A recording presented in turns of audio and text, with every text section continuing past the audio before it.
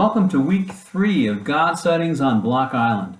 I'm Pastor Peter Preiser of Harbor Church, and this week's our topic is discovering the divine in community. Or to put it slightly differently, how do I see the face of God when I look into the face of another?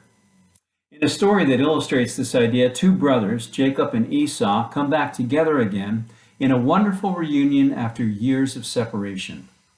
In a telling moment, Jacob declares to his brother, "I have seen your face, and it's like seeing the face of God, for with you I have found acceptance."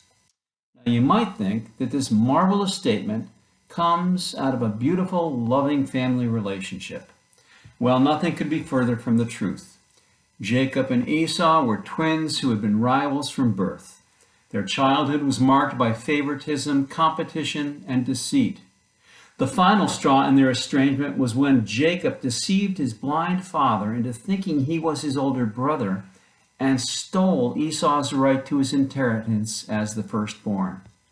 Esau was so mad he wanted to murder his brother, and Jacob had to flee for his life. Decades passed, and Jacob finally returned home. He had no idea how Esau would receive him, but he was ready to face the music. He expected an angry and bitter reception, perhaps even outright rejection. But Esau surprised his brother and showed grace and forgiveness. He accepted his brother with open arms. He offered unconditional favor and acceptance. The brothers were reconciled, brought back into our harmonious relationship.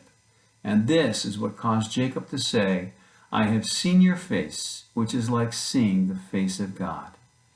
Have you seen the face of God in others? What does it look like to you?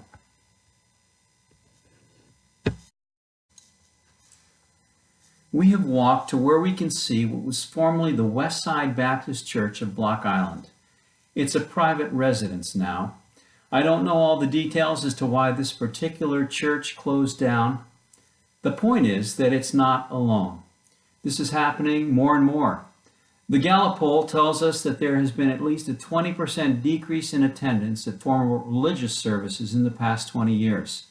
And a recent study by the American Family Survey shows that nearly half of all adults under age 30 do not identify with any religion at all. Why is this? Are churches and faith communities still relevant in our modern age? Perhaps the better question is, in what unique ways can they continue to contribute to society better than other organizations and institutions? And what type of vital connections can they offer? Let's try to address this question from two different perspectives as we walk to our next destination. In the Genesis creation account of the Garden of Eden, the Lord God created man and woman. And then God said, "It is not good for man to be alone. I will give him a companion, a suitable helper, not a sidekick, but a corresponding other, a completer, two complementary partners who complete each other." This word is not only used to describe Eve in the story of creation, but the same word describes God himself in the book of Psalms. We were designed to be in relationship with God and one another. Another way of looking at it is that humankind is hardwired for community. Or to mix metaphors, it's in our spiritual DNA. We've arrived at an overlook in Rodmans Hollow, the oldest land preserve on the island, and a place where people love to come for nature walks and bird watching. Here, let's consider a second perspective, one that comes from a naturalist worldview, that the natural world is comprised of one unified, interdependent whole. Everything exists in a whole fabric of connectedness. Consider the flocking behavior of birds. We already know that birds of a feather flock together, but what do you call that flock when birds of a feather are starlings? It's called a murmuration. Have you seen one? If you have, you would know it.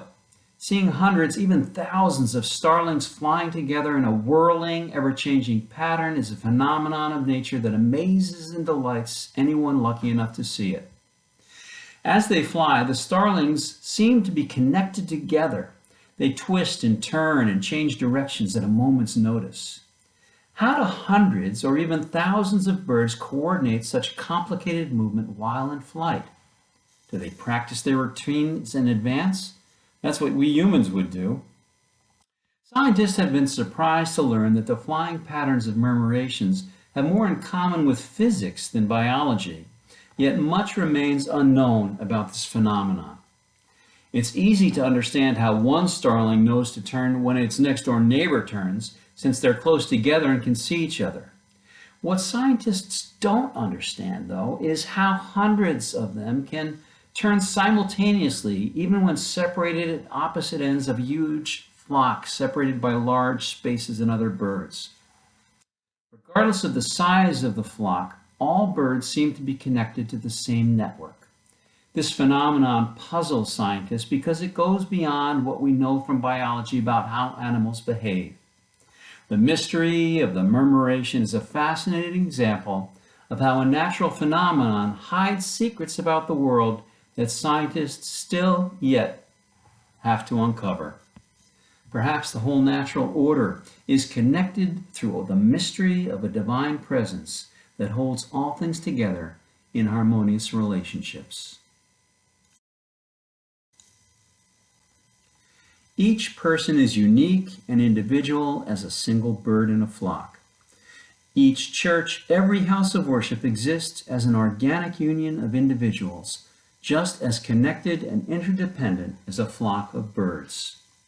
Now back to our original question. What can faith communities add to the larger community to enrich us all?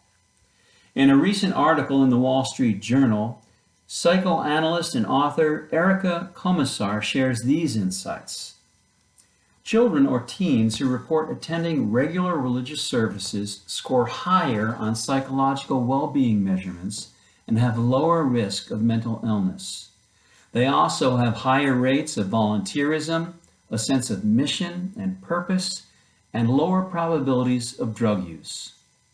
Values consistently found across different faith communities include gratitude, forgiveness, and empathy, all building blocks of strong character. But church and religious practice isn't just important for children, and I might add, it's not just for the birds either. Komisar sums up with this statement. Today, our society is a competitive, scary, and stressful place that idealizes perfection, materialism, selfishness, and virtual rather than real human connection. Religion is the best bulwark against that kind of society. Spiritual belief and practice reinforce collective kindness, empathy, gratitude, and real connection. Different experts in fields ranging from psychology to sociology to theology tell us that authentic, significant relationships are a key indicator of overall health, well-being, and fulfillment in life. The opportunity to engage in and develop deep and meaningful relationships is one of the things a church can provide in abundance. Now, if we believe this, the question becomes, what can the church do today to offer these types of opportunities?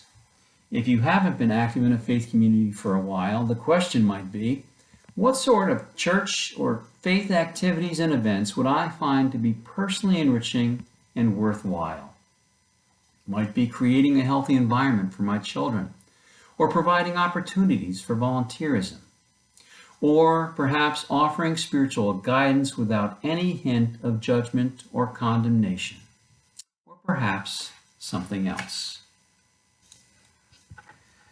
In the history of the early church, the people were meeting together in supportive relationships, sharing material resources, and providing for the needs of the poor. In the writings of the New Testament author Luke, we read that the early church was unified in love, working together with one mind and purpose. We read they met together regularly and shared everything they had. They sold their property and possessions and shared the money with those in need. They worshiped together in the temple. They met together in homes and shared with great joy and generosity. The same general social conditions and realities that existed when the early church was formed are still with us today, which means that the purpose of the church and other like-minded faith communities is still viable and relevant to our lives here and now. We will continue this dialogue in our Saturday morning discussion forum. Until then, keep pondering ways in which you might see God working in and through community and where you might encounter the face of God in the face of others. Blessings.